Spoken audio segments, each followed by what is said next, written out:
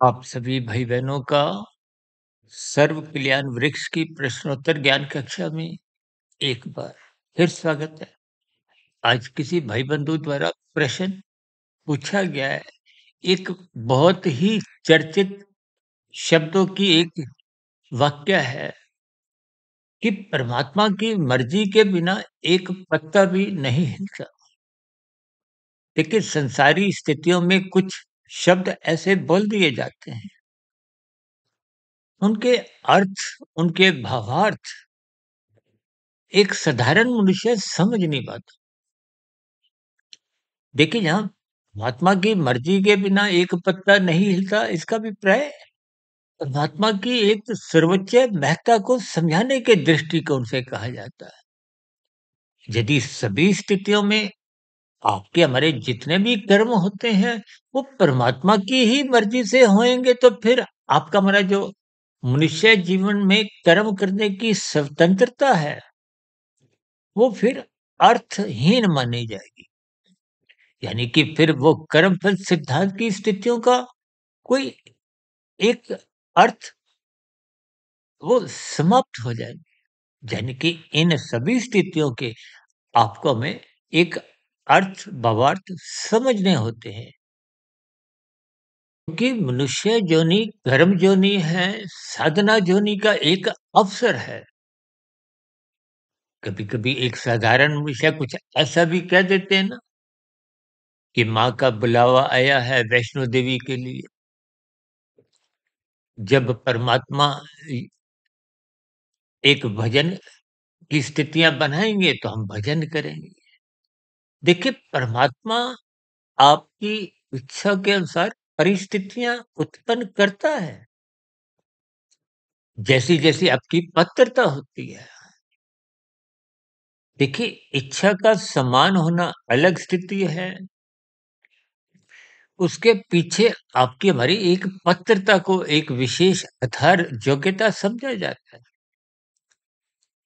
अन्यथा ये सभी स्थितियां अर्थहीन मानी जाती हैं। शास्त्रों में विशेष प्रकार से अलग-अलग स्थितियों में विभिन्न अर्थों में कुछ बातें कह दी जाती हैं, ताकि एक साधारण मनुष्य को बात समझ में आ जाए। क्योंकि माया प्रकृति के 3 गुण तमोगुण, रजोगुण और सतोगुण, ये वास्तव में तो जड़ हैं, तकनीकी रूप से। इन 3 गुणों में साधारण बोलचाल में तो यहाँ तक कहा जाता है कि प्रकृति परिवर्तनशील है। ये एक सामान्य संसारी भाषा में कहा जाए, जबकि प्रकृति का अभिप्राय 3 गुणों से है। प्रकृति का अभिप्राय 3 गुणों की समअवस्था से है। जब इन 3 गुणों की समअवस्था होती है, तो उस स्थिति विशेष को प्रकृति कहा जाता है। जिस अवस्था में आप और हम जी रहे हैं, तकनीकी रूप से ये विकृति है। 3 गुणों का एक विकृत रूप है। इसको संसार कहो, प्रकृति कहो, माया कहो, या इन 3 गुणों का एक पसारा कहो, विस्तार कहो। तभी तो इस ब्रह्मांड को 24 तत्वों का माना गया। इन सभी स्थितियों को आपको हमें ज्ञानपूर्वक समझना है। यानी कि हम सभी भाई-बहनों को मनुष्य जीवन में कर्म करने की एक स्वतंत्रता मिलती है, और उस स्वतंत्रता का आपको हमें सदुपयोग करना है। सर्वप्रथम पाप कर्मों से बचना है, कानून का भी पालन करना है, और शास्त्र विहित कर्म करने का अभिप्राय जो शास्त्र को में अनुमति देते हैं। जैसे कानून आपको हरी बत्ती पे चलने की एक अनुमति देता है,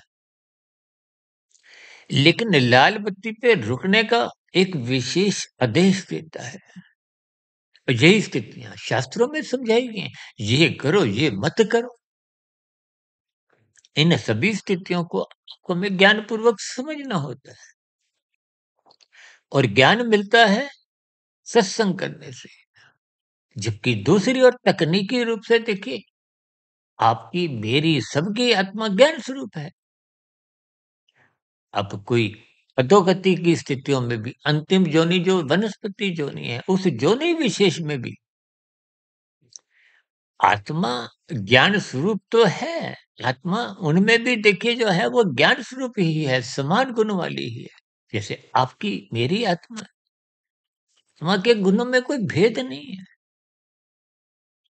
आत्मा सभी ज्ञान स्वरूप है और परमात्मा आनंद स्वरूप सत्ता है। परम सत्ता 2, 4, 10, 20, 50, 100 नहीं होती। परम सत्ता एक ही है। तो परमात्मा ने स्वयं अपने अलग-अलग स्वरूप रचे, क्योंकि जैसा-जैसा समाज में ज्ञान संदेश देना होता है, क्योंकि सभी मनुष्यों के अलग-अलग स्वभाव हैं। इसलिए तो परमात्मा तो देखिए अनादि काल से कितने ही अवतार लेते आए और सभी अवतारों का एक निश्चित एक ज्ञान संदेश देना होता है। कोई बात किसी को समझ में आ जाती, कोई बात किसी को किसी रूप में समझ में आती।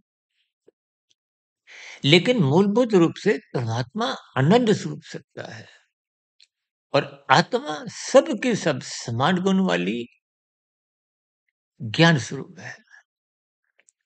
यानी कि ज्ञान आपका एक स्वयं का गुण है। फिर भी शास्त्रों में तो कहा गया है कि सत्संग करो। जब आत्मा पहले से ही ज्ञान स्वरूप है, तो उसको कोई नया ज्ञान तो मिलता नहीं।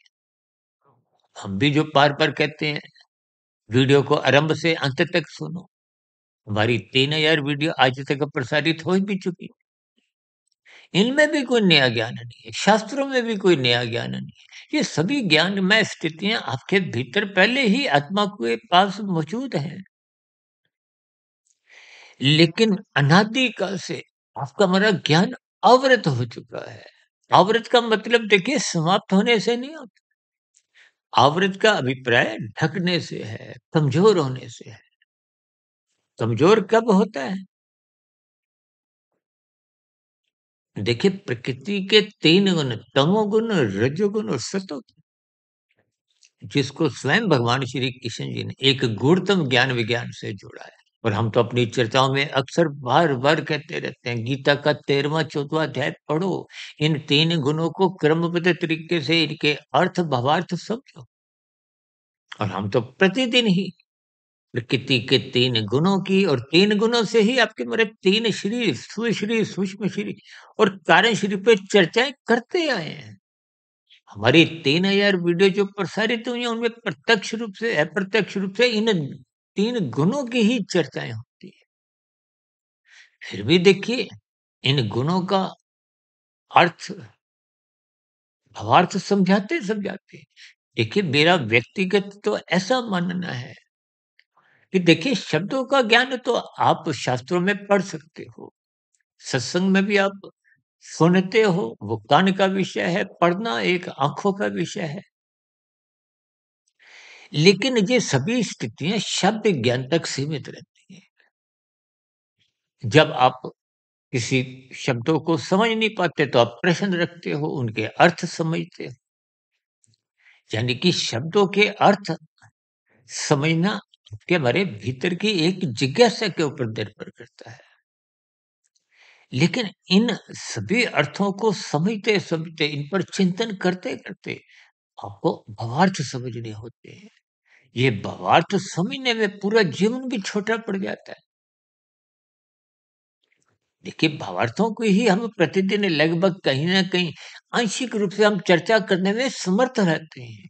पूर्ण रूप से भावार्थ समझने की स्थितियाँ तो व्यक्तिगत स्तर पर है। आप जितना-जितना समय उन स्थितियों पर एकाग्र भाव से चिंतन करोगे, देखिए श्रद्धापूर्वक सत्संग करना 1% की सफलता है।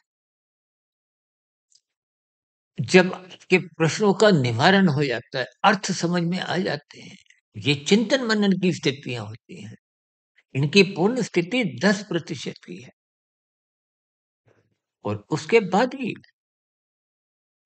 देखिए जब तक कार्यशील में शुभ संस्कार नहीं पहुँचते, तब तक तो आत्मा पर जो पहले का ज्ञान स्थिति थी, उसपे आवरण, पर्दा, परछाई कुछ ना कुछ पड़ी रहती है। देखिए, तमोगुण अंधकारमय स्थिति है, रजोगुण एक धुंधली स्थिति है और सतोगुण को प्रकाशमय स्थिति कहा जाता है। इसीलिए शास्त्रों में कहा गया कि सतोगुण मुक्तिदायक है, रजोगुण मुक्तिदायक नहीं कहा गया, तमोगुण मुक्तिदायक नहीं कहा गया, तमोगुण रजोगुण को बंधनदायक कहा गया। ये बांधते हैं, ये संसार के जितने विषय भोग हैं, ये आपको में बांधते हैं। इसी बंधन में ही जब आप गहरे तल पे उतर जाते हो, तो आप और हम कानून का उल्लंघन करते हैं, शास्त्र विरुद्ध पाप कर्म कर जाते हैं। तो यहीं से ही वो कर्मफल सिद्धांत की स्थितियों के अंतर्गत जैसा-जैसा एक विधि का विधान है कर्मबल सिद्धांत के अंतर्गत, को में अनुकूल प्रतिकूल परिस्थितियाँ यानी कि अनुकूल परिस्थितियाँ सुख रूपी स्थितियाँ लाती हैं और प्रतिकूल परिस्थितियों में आपको में दुःख होता है, पीड़ा होती है। ये सभी स्थितियाँ आप जैसे-जैसे बनाते हो, फिर वैसे-वैसे ही के जीवन में भविष्य में वो फलदायक स्थितियाँ होती हैं।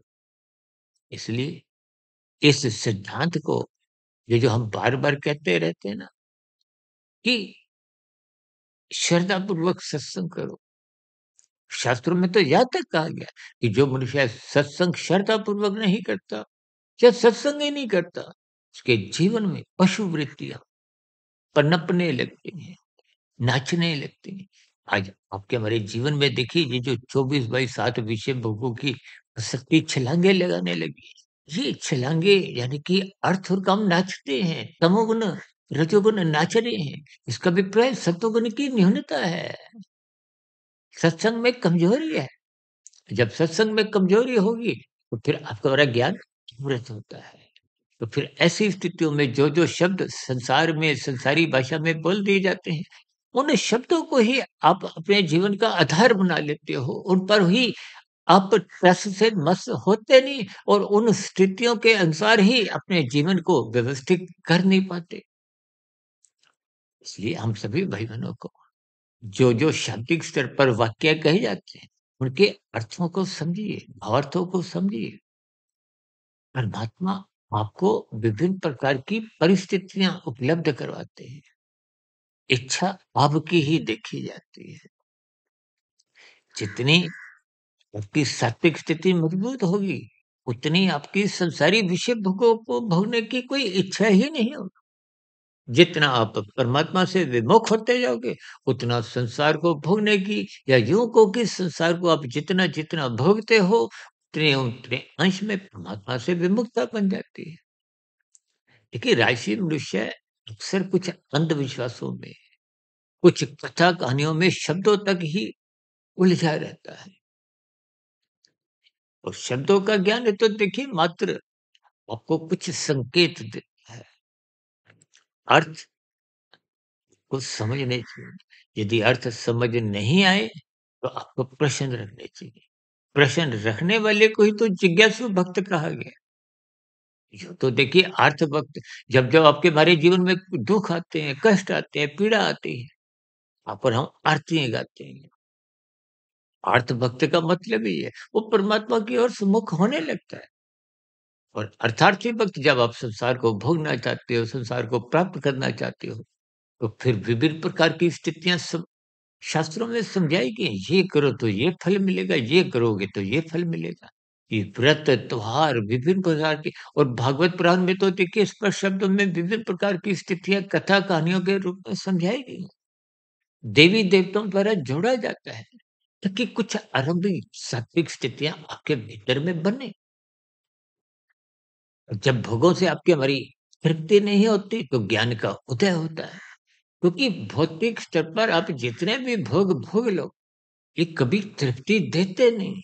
तो फिर उन भोगे हुए पदार्थों को आप छोड़ने लगते हो। यानी कि जब आप परोपकार के कार्य काम भाव से करते हो तो अनुकूल परिस्थितियाँ जीवन में आती है। और जब ज्ञान का स्तर गहरे स्तर पे हो जाता है, भावार्थ समझ में आ जाते हैं, जीवन की प्रकृति के 3 गुणों की, 3 शरीरों की, आत्मा परमात्मा का सजातीय संबंध समझ में आ जाता है, फिर प्रकृति को भोगने की इच्छा नहीं रहती और निष्काम भाव से कर्म होना हमारा फिर स्वभाव बन जाता है। वो कर्म योग की स्थितियाँ हैं, फिर ज्ञान योग, भक्ति योग की स्थितियाँ हैं। ये सभी योग की स्थितियाँ आपको मैं मायातीत की ओर ले जाती हैं। इन सभी स्थितियों को हमें ज्ञान के स्तर पर गहरे भाव से समझना होगा। यानी कि ऊपरी स्तर पर जो बातें रखी जाती हैं, उनको मात्र उतने अर्थों में ही समझना है, ताकि आप परमात्मा की ओर चलें, सत्वगुण की ओर चलें। यदि आप सत्वगुण की ओर चलते नहीं, धर्म की स्थिति मजबूत बनाते नहीं, तो आध्यात्मिक यात्रा के जो एक दरवाजे हैं, वो खुल नहीं पाते। योग की स्थितियाँ बन नहीं पाती। इसलिए हम सभी भाई-बहनों को शास्त्रों का अध्ययन करते रहना चाहिए, ब्रह्म मुहूर्त में उठना चाहिए। इन सभी स्थितियों पर आप जितना समय अधिक लगाओगे, उतना गहरे तल पे शास्त्रों की बातें समझ में आने लगेगी। यानी कि कौन-सी बातें ऊपरी स्तर पर संसारी भाषा में कही गई हैं, इनके अर्थ क्या हैं, इनके भावार्थ क्या हैं, वो आपको मैं समझना ऐसी तात्विक समझ की भी बने। इन्हीं शुभकामनाओं के साथ चर्चा विशेष का यहीं विराम देते हैं। कल सुबह फिर मिलते हैं ब्रह्म मुहूर्त ज्ञानोपदेश कक्षा में। तब तक आप अपने आध्यात्मिक मित्र सुधीर भाटिया फकीर को इजाज़त दें। फिर भी आपके मन में कोई नया प्रश्न उठ रहा हो या आपके प्रश्न का अभी भी आज निवारण नहीं हुआ हो, तो आपका पुनः नए प्रश्न का स्वागत है। चर्चा विशेष को यहीं विराम देते हैं। इस चर्चा विशेष को ध्यानपूर्वक, धैर्यपूर्वक और गंभीरतापूर्वक सुनने के लिए आप सभी भाई-बहनों का बहुत-बहुत धन्यवाद।